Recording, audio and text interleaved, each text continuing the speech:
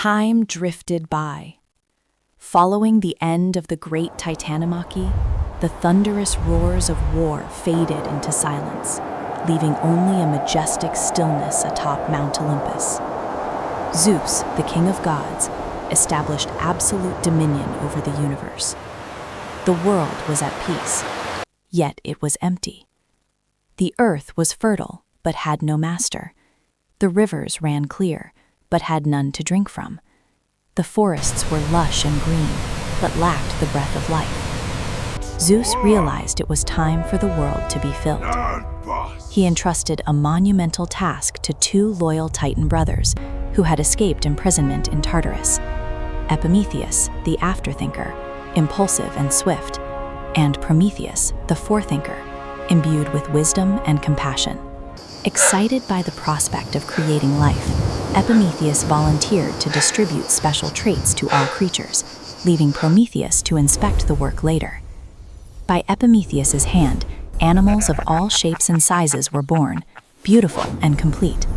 He gave the speed of the wind to the cheetah for the hunt. He bestowed immense strength upon the lion and the bear to rule the wild.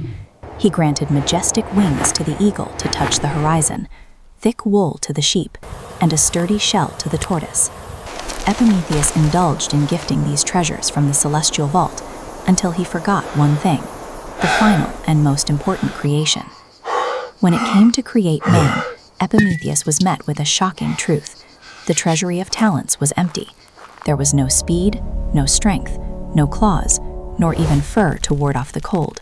Nothing remained. When Prometheus came to inspect the work, he saw a sight that pierced his heart.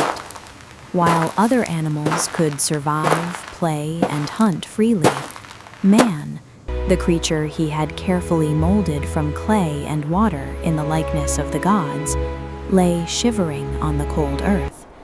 They were naked and defenseless. They were slow, unable to escape the fangs of predators. Worst of all, they were consumed by fear. As the sun dipped below the horizon and darkness crept in, humans could only huddle together, weeping in despair as they awaited their demise. Prometheus, acting as a father figure, could not bear to see his children suffer. He knew that clay alone could not help man survive this cruel world. They needed something more than instinct. They needed power, the power to stand tall above all beasts.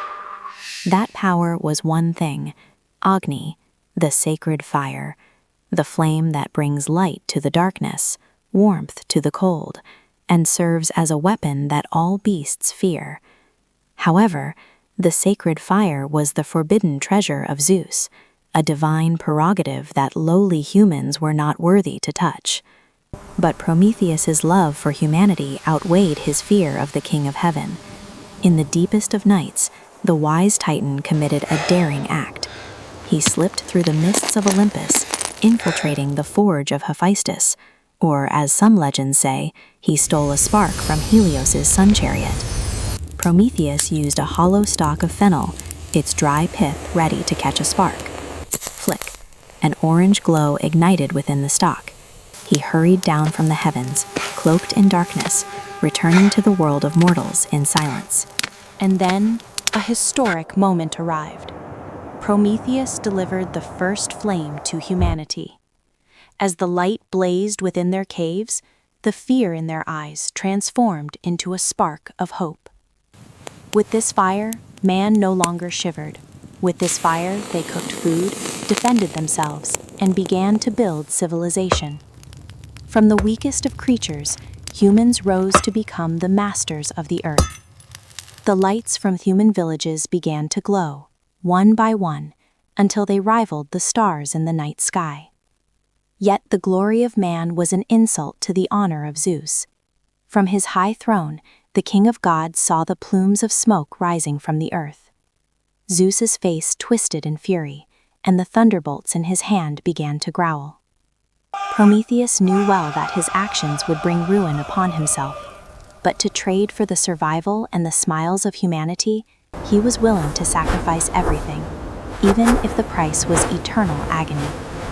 Stay tuned for the next chapter, when the divine punishment arrives, in the Mythos saga.